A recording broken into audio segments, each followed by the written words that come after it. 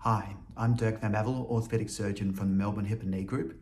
I also work at Stryker, teaching and training on MAKO robotic surgery, and today I'm going to show you how I plan a MAKO robotic knee replacement. Before watching this video, it's a good idea to watch videos 1 and 2 of this series on CT landmarks and component positioning. So what I've shown you is the basics on how to plan the positioning of the femoral and tibial components for a MAKO total knee. But once you've done that, you need to start thinking about your alignment philosophy. And if you're a believer in neutral mechanical alignment with soft tissue balancing, then this will be your starting point for alignment, but you might want to balance the flexion extension gaps. So if the patient is both tight in flexion and extension, you might want to drop the tibial component by a mil or two. If the patient is too tight in extension, then you can proximalize the femoral component.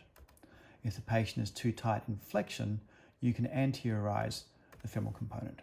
But just remember, whenever you do any of these movements that affects the whole of the prosthesis, then you might want to look again at your anterior flange and adjust the femoral flexion and extension to get an adequate bone cut there.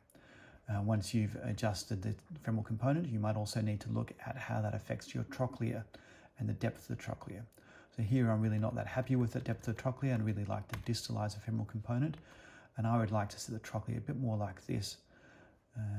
Again, once we've done one movement, we need to go back and check everything else. Right, and we probably need to extend fractionally more to get a good anterior flange cut. So this would be the basics for a neutral mechanically aligned knee. Now, if you're thinking about a functionally aligned knee, you probably want to add in a couple of degrees of tibial varus, and you'll see that that now makes the tibial bone cuts seen here a little bit more even between the medial and lateral side. If you're a kinematic aligner, you would want to make sure that your bone cuts in both the medial and lateral side are equal.